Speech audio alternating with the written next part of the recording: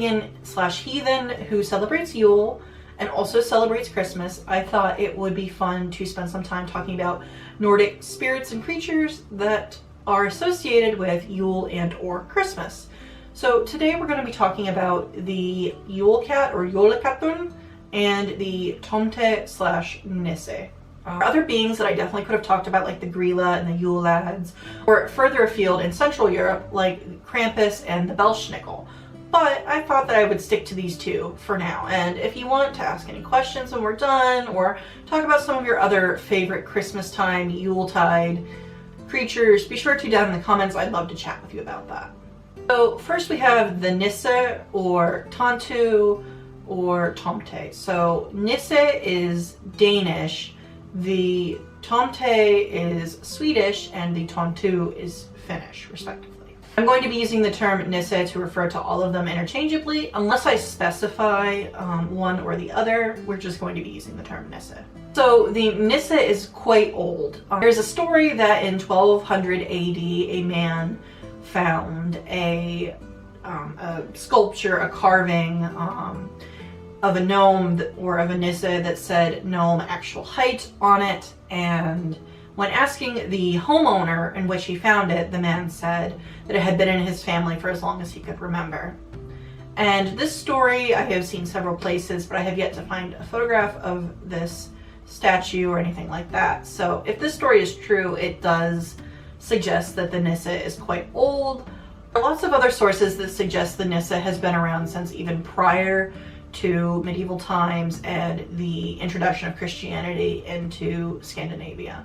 Basically, the Nisse is said to be sort of just a miniaturized human. He looks like an old white man with a big white bushy beard, a red hat, a tunic, and hose. They usually are about 2 to 3 feet tall. The range varies depending on the version that you're talking about, but this little creature here, this little plushie that I have here, this Nisse, is a really good example of the traditional appearances of the Nisse. A Tomte is said to be sometimes a shapeshifter, and he could change as well as his appearance, his size, and sometimes he was commonly referred to as having just one eye, kind of like a cyclops. What we think to be the original folklore suggests that the Nisse was the spirit of the first person to live in the home or the farm, the one that had cleared the land, that had built the building, that had started it all. And over time, over the generations, the spirit of this person would become more intertwined with the homestead or the farm, and that was what would create the Nisse.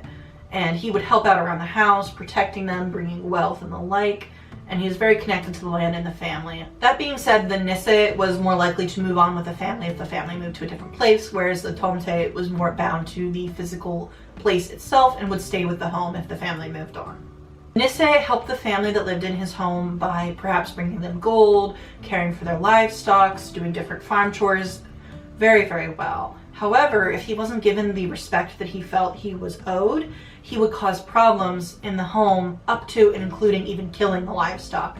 So the Nisse was not something to be disrespected, and one way that is common in folklore, even to this day, to show respect to him is to give him a bowl of porridge on Christmas Eve that is full of butter. So this kind of shows the connection of Christianity and Christmas to this pre-Christian being. As Christianity became more and more prevalent in Scandinavia, it was no longer seen as a good thing to have a household Nisse because it was seen as unchristian-like to be helped by these little creatures. They might steal from their neighbors, they might take gold or cattle. So that sort of household spirit role died out, and in the 1840s the Nisse became more like Santa Claus. His role was to bring presence to the household. He did not live in the house anymore. He came from the woodlands, the forest, and instead of coming down the chimney, he actually came in through the front door and brought everyone presents, and then he would retreat to the wilderness for the rest of the year. One great example of the Nisse in modern popular media is in the children's show on Netflix, Hilda. Nisse in the show are pretty close to the traditional description of them, down to the red hat. The Nisse in the show live in nowhere space, which is anywhere hidden, like behind your fridge or under your couch. The Nisse in the show is fired for supposedly creating a mess and a ruckus in his family's home.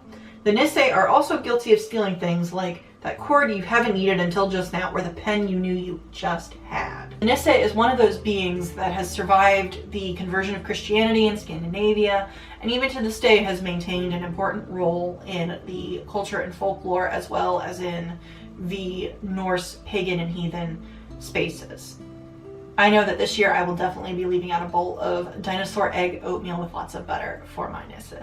So the Yule Cat, or the Yule Cat, I hope I pronounced that somewhat close to correct, is a specifically Icelandic creature. So it is not native to Scandinavia itself, but is part of that Nordic culture. It is a creature that historians believe came to be around Middle Ages, but however, the oldest written accounts we have are from the 19th century. There is a poem called The Christmas Cat by Johannes Er, and it is thought to be what bred the story of the Yule Cat as far and wide as it has been. I'll be linking to the entirety of this poem as well as all of my sources in the description of this video, so if you're interested in further learning, be sure to check that out. It is quite an interesting poem.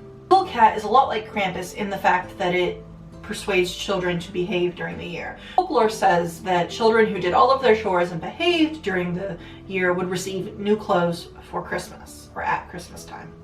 And that being said, the Yule Cat, if he finds a child having not received any clothes, therefore suggesting the child was lazy, didn't do all of their chores, was not a good worker, was ill-behaved, would eat the child. Children would do their work so that they could earn clothes so that they wouldn't be eaten by the Yule Cat. The Yule Cat isn't your average feline. He is a great big black cat, taller than houses, and he can look at everyone's windows to see who has received new clothes and who hasn't. I bet nowadays he climbs high-rises a lot like our cats climb the back of our couch.